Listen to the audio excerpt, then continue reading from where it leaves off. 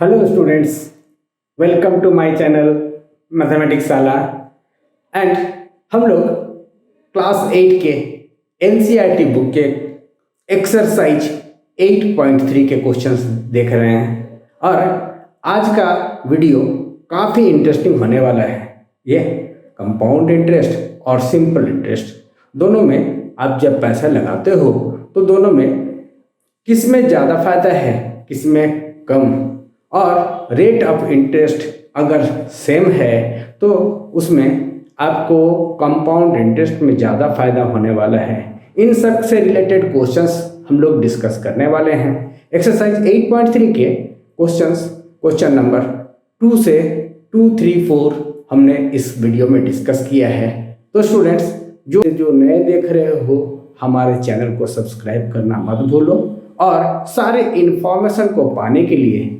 आपको हमारे वीडियो को लास्ट तक देखना जरूरी है। चलो क्या क्या है हम लोग इसमें आगे देखते हैं, लेकिन वीडियो से रिलेटेड कमेंट्स आप जरूर करो। तो लाइक और कमेंट्स जरूर बनता है ना।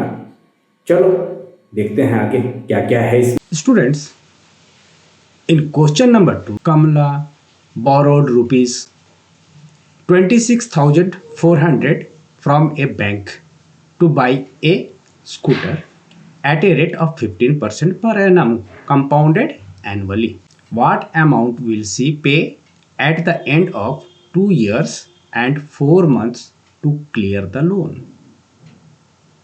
देखो स्टूडेंट्स, क्वेश्चन काफ़ी इंटरेस्टिंग है, काफ़ी अच्छा है।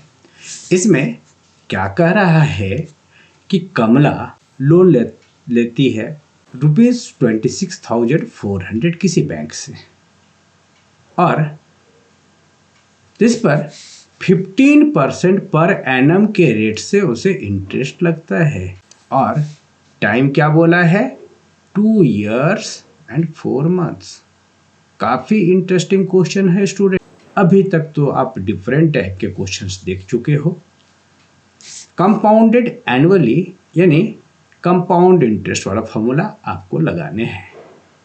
नाउ स्टूडेंट्स, सबसे इम्पॉर्टेंट काम क्या है कि यहाँ आपके लिए 2 years and 4 months है, 4 महीने हैं। ये 4 महीने को आपको पहले ईयर में कन्वर्ट करना है और 12 months are there in a year. तो उसको 4 months को आप 12 से डिवाइड करो, कैंसिल करोगे, क्या आएगा, 1/3 ईयर। 1/3 ईयर, ये आपको 2 year and 1/3।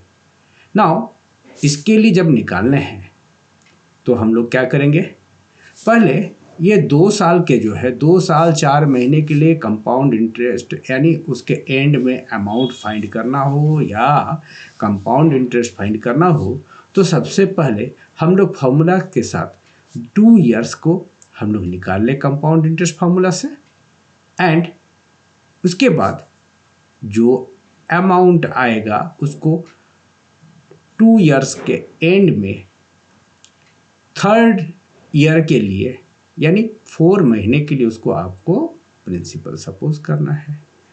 तो क्या करें हम लोग, स्टार्टिंग में n = 2 ले लें, नंबर ऑफ ईयर्स जब दिया हुआ था तो दैट इज n = 2 हम लोगों ने ले लिया। नाउ स्टूडेंट्स, आगे क्या करना है हम लोग को, चलो आप तो फॉर्मूला जानते हो। क्या जानते हो, using formula P = 1 + R/100 to the power n and सभी के वैल्यू जानते हो ना। तो अमाउंट आफ्टर 2 years, 2 साल के बाद का अमाउंट क्या होगा, that is equal to 26,400 into 1 plus rate of interest है 15% divided by 100 to the power 2। अब इसके एलसीएम निकालो, 1 + 15 डिवाइडेड बाई 100, इसके एलसीएम निकालोगे क्या होगा स्टूडेंट्स, 100। 15 से पहले क्या आएगा, यहाँ 100 × 100, then 115 115 divided by 100 is the yes. इसको सिंप्लीफाई करने के बाद 115/100 आपके आए, इसके पावर 2 है।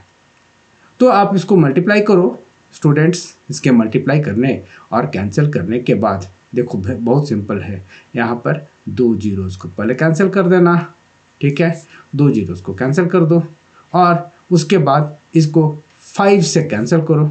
कितना होगा? 5 2 ज़ा 10 एंड 5 3 ज़ा 20।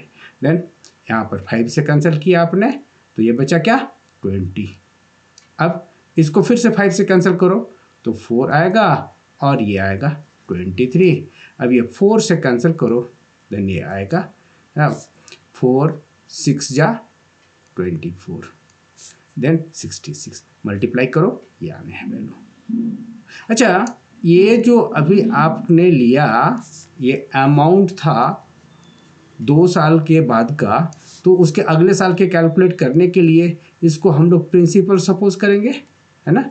इसको क्या सपोज करेंगे? प्रिंसिपल।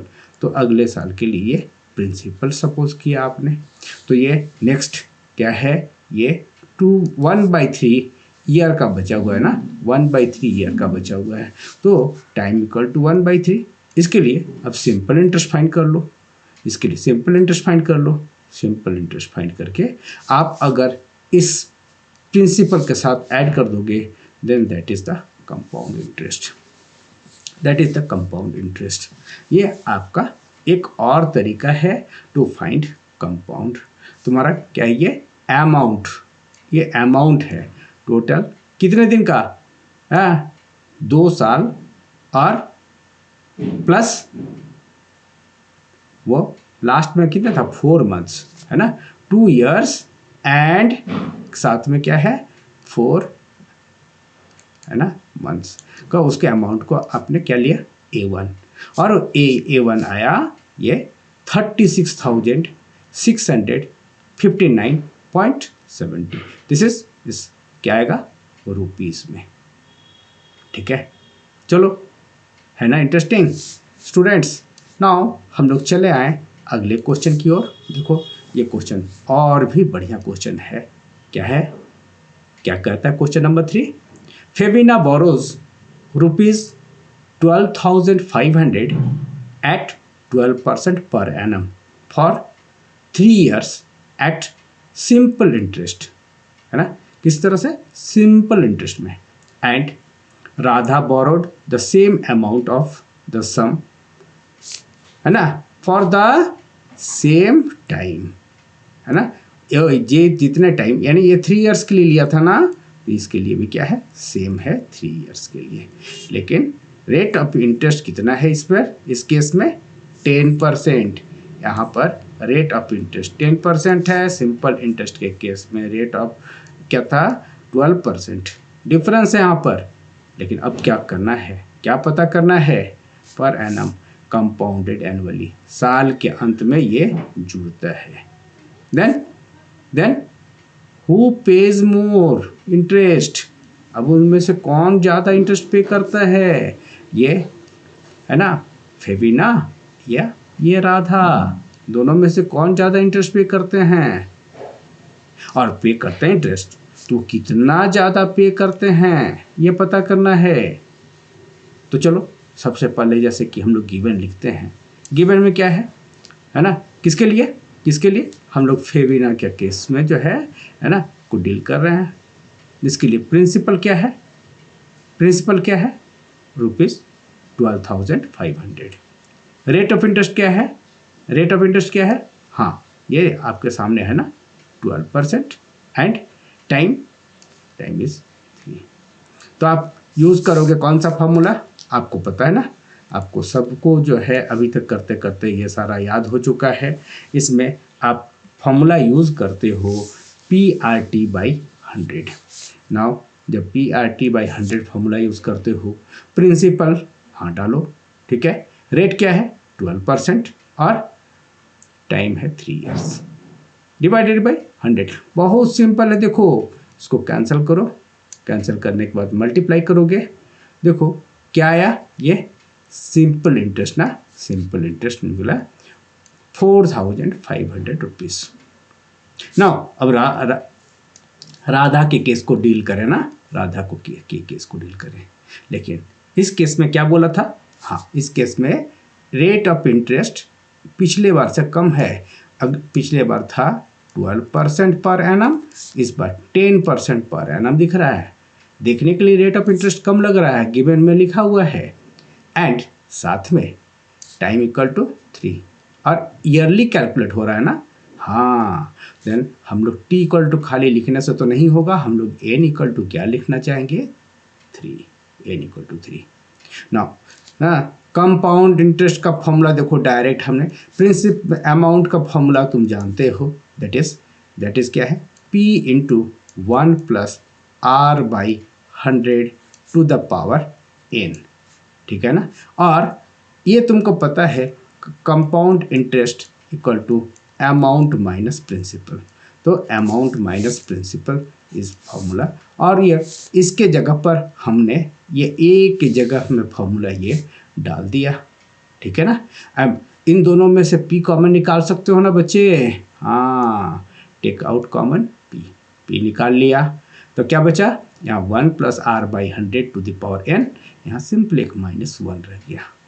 देखो इसमें थोड़ा कैलकुलेशन आपको इजी होगा, क्या एक P इक्वल टू क्या लिखा, P इक्वल टू 12,500 जो गिवन था, 1 प्लस R बाई 100। हाँ यहाँ आप एक काम करना चाहोगे तो कर लो डायरेक्ट, अभी तक तो हम लोग क्या एलसीएम फाइंड कर ले रहे थे, आप यहाँ भी कैंसिल कर सकते हो ना, 0 0 कैंसिल कर दो तो क्या आएगा 11/10, पावर कितना है 3, पावर 3 है, और ये -1 एंड सबका कॉमन क्या है ना, ₹12,500। नाउ सिंप्लीफाई करना अब आपको आएगा 11 का क्यूब, हाँ यस 11 का क्यूब इक्वल टू 1331 एंड 10 का क्यूब इज 1000, ठीक है। देन टेक एलसीएम, अब आप जानते हो एलसीएम लेना जानते हो, काम कर सकते हो। एलसीएम क्या आएगा बच्चे, एलसीएम होगा 1000। दैट मीन्स ये स्टेप आपको यहाँ पर ये मिले कि आप 1000 एलसीएम लिया, 1331 से 1000 माइनस किया, that is 3000 this much. And साथ ही साथ हमने क्या किया, यहाँ का 2 0 इस 2 0 के कैंसिल किया, इसको कैंसिल करके कॉम्प्लिकेटेड नहीं करना चाह रहे हैं कि सिंपली 10 से डिवाइड करेंगे तो डेसिमल पॉइंट डाल देंगे हम, इसलिए यहाँ बचा ₹125 और यहाँ से बच रहे हैं सब्ट्रैक्ट करने के बाद 331 डिवाइडेड बाई 10। अब इन दोनों को मल्टीप्लाई कीजिए तो मल्टीप्लाई करने से आपको मिलेगा 41,375 एंड जस्ट 10 से डिवाइड करना है ना, तो 10 से डिवाइड करने का क्या था ये 41,375 एंड इसको 10 से जब डिवाइड करोगे तो सिंपली हम लोग क्या करते हैं, एक डिजिट से पहले यहाँ डेसिमल लगा देते हैं। तो वही क्या काम हमने किया, तो ये क्या निकला स्टूडेंट्स, ये निकला कंपाउंड इंटरेस्ट, डायरेक्ट कंपाउंड। किसके लिए राधा के लिए। अच्छा अब ये बताओ कि इससे पहले जब आप फेबिना के लिए निकाले थे तो सिंपल इंटरेस्ट क्या निकला था, सिंपल इंटरेस्ट निकला था आई थिंक ₹4,500 एंड यहाँ जब कंपाउंड इंटरेस्ट फाइंड किए हो तो ये निकला है ₹4,137.5। अच्छा इन दोनों में बड़ा कौन सा है बच्चे, बड़ा कौन सा है, लेकिन देखो इस केस में जब थे आप, इस केस में जब आए थे उसके लिए आपको रेट ऑफ इंटरेस्ट 12% था और इस केस में जब आए हो रेट ऑफ इंटरेस्ट 10% है। देखने के लिए रेट ऑफ इंटरेस्ट कम है, लेकिन चूंकि कंपाउंड इंटरेस्ट में इंटरेस्ट का भी इंटरेस्ट ऐड होता है, इसलिए यहाँ पर ये वैल्यू जो है डिफ़र कर गया, ठीक है ना, डिफ़र किया थोड़ा, लेकिन चूंकि रेट ऑफ इंटरेस्ट कम है इसलिए ऑटोमेटिक यहाँ देखो कंपाउंड SI जो है इज मोर देन CI है, ठीक है। तो वो डिफरेंस आप फाइंड करो, डिफरेंस कितने के आए, डिफरेंस आए तुम्हारा 362.50 है ना, दैट इज रुपीस इसमें, यानी फेबिना को कितना ज़्यादा इंटरेस्ट पे करना पड़ रहा है, hence interest paid by Febina is 262 more than that. किससे ज़्यादा, किससे ज़्यादा भाई, वो अपने अगला कौन थी, वो राधा थी, राधा से 362। एम वैल्यू प्रिंसिपल दोनों के लिए सेम था, रेट ऑफ इंटरेस्ट अलग था और mode of calculation of interest अलग था, लेकिन यहाँ पर इनके डिफरेंस ये आए है ना स्टूडेंट्स। काफ़ी अच्छे क्वेश्चन ये। अच्छा चलो आगे एक क्वेश्चन और हम लोग डिस्कस करें। तुम्हारे सामने ये आ गया क्वेश्चन का, ये क्या है, क्या कहता है, 4th number, that is I borrowed ₹12,000 from, है ना, Jamshed eight 6% per annum simple interest for 2 years. Okay, had I borrowed this sum at the rate of 6% per annum compound interest, what extra amount, है ना, would I have to pay? मतलब ठीक से समझो, हमने बोरो किया है ना, बोरो किससे किया है ना, जमशेद से, रेट ऑफ इंटरेस्ट 6%, दोनों केस में 6% देखो, लेकिन पहले बार वो सिंपल इंटरेस्ट के हिसाब से बोरो किया था 2 इयर्स के लिए। अगर अगर अगर 6% पर एनम के हिसाब से हम लोग फिर से लेते हैं, लेकिन क्या लेते हैं, कंपाउंड करता है, कंपाउंड इंटरेस्ट के फॉर्म में सेम रेट है, सेम जो है टाइम है, लेकिन मोड क्या है, अलग है, उसमें सिंपल इंटरेस्ट था, इसमें कंपाउंड इंटरेस्ट है। तो दोनों केस में क्या डिफरेंस आता है, चलो जल्दी कैलकुलेट करके देखते हैं। एज हम लोग जैसा लिखते हैं, क्या लिखे कि, है ना, गिवन क्या है, I have borrowed ₹12,000 from Jamshed, then principal equal to ₹12,000, rate of interest 6% per annum, time 2 years. चलो पहला केस क्या करना है, हम सिंपल इंटरेस्ट निकालते हैं ना, यहाँ सिंपल इंटरेस्ट निकालने बोला था पहला केस। चलो हम लोग पहला केस सिंपल इंटरेस्ट का केस निकालते हैं। ऐसा इक्वल टू PRT/100 फॉर्मूला जानते हो, जस्ट जल्दी जल्दी कैलकुलेट करो, वैल्यू डालने के बाद कैंसिल हो गया, बचा क्या आपके पास, ये बचा रुपीज़, है ना, 120 यानी 120, एंड ये 6 2 ज़ा 12, हम डायरेक्ट लिखा, 12 12 जा 144, दैट इज 1440 आया simple interest, simple interest. Now अगला केस क्या बोला था, अगर 6% के हिसाब से 2 साल के लिए और इंटरेस्ट कैलकुलेट कैसे हो, कंपाउंड क्या करता हो, एनुअली, है ना, क्या कैसे कैलकुलेट होता है, एनुअली, और वो मोड क्या है, कंपाउंड इंटरेस्ट है। देन क्या होने वाला है भाई, तब आगे क्या होने वाला है ये देखिए जरा सा। तो आप फॉर्मूला जानते हो, निकालो अमाउंट निकालो, अमाउंट इज ₹12,000 इंटू 1 प्लस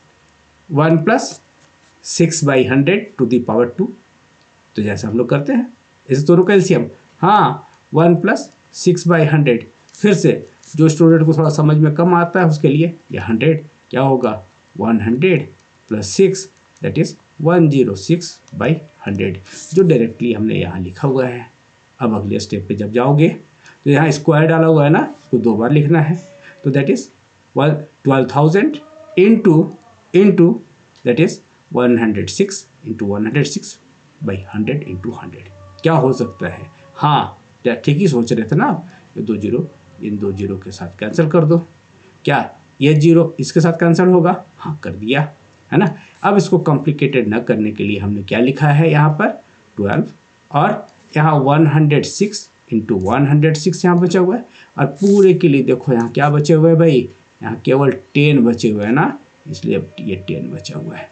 तो अब सिंपली इसको मल्टीप्लाई करो 12 के साथ 106 into 106, you will get this one 134832, ठीक है ना, एंड ये डिवाइडेड बाई 10 है, डिवाइडेड बाई 10 कुछ नहीं करना, 10 से डिवाइड करना मैंने एक डेसिमल पॉइंट लास्ट डिजिट से पहले लगा देना है ना, हाँ लास्ट डिजिट से पहले एक डेसिमल पॉइंट डाल दो, तो क्या आया तुम्हारा 13,400 83.20। हाँ स्टूडेंट्स, एग्जाम में गड़बड़ कई बार कर जाते हो, आपको कंपाउंड इंटरेस्ट बोला है, अमाउंट नहीं, तो कंपाउंड इंटरेस्ट फाइंड करना है ना, कंपाउंड इंटरेस्ट फाइंड करो। कंपाउंड इंटरेस्ट के लिए आप फॉर्मूला जानते हो, अमाउंट माइनस प्रिंसिपल। तो अमाउंट अभी तुमने निकाला, प्रिंसिपल तुमको मालूम है 12,000, दोनों का डिफरेंस निकाला, क्या निकला? हाँ इस बार क्या निकला? 1483.20। ये क्या निकला? कंपाउंड इंटरेस्ट निकला, है ना। लेकिन पिछले बार आप सिंपल इंटरेस्ट निकाले थे ना, सिंपल इंटरेस्ट निकाले थे क्या? 1400, है ना, 40, है ना, 1440, ये आपने पिछले बार निकाला था। देखो स्टूडेंट्स, बड़ा ध्यान देने की बात है कि यहाँ भी 6%, यहाँ भी 6% पर एनम के हिसाब से निकाल रहे हो। यहाँ पर बोला था एसआई के टर्म में तुमको निकालना है, यहाँ कंपाउंड इंटरेस्ट वाले फॉर्मूला से इसको कैलकुलेट करना है। यहाँ टाइम इसके लिए भी 3 इयर्स है, इसके लिए भी 3 इयर्स है, सॉरी 2 इयर्स है। दोनों केस में क्या है? टाइम सेम है। लेकिन देखो रेट ऑफ इंटरेस्ट बराबर होने के बावजूद क्या दिखाई पड़ रहा है? कौन बड़ा है? कौन बड़ा है? आई थिंक जो है this compound interest is more than simple interest here, है ना। तो कंपाउंड इंटरेस्ट से सिंपल इंटरेस्ट को डिफरेंस निकालो, दैट इज क्या आया? ₹43.20। देन एक्स्ट्रा अगर कंपाउंड इंटरेस्ट के रूप में दें, हम पैसा लोन लेते हैं, बोरो करते हैं, तो हमको ज़्यादा पे करना पड़ेगा, and that is equal to यहाँ ₹43.20 हुए।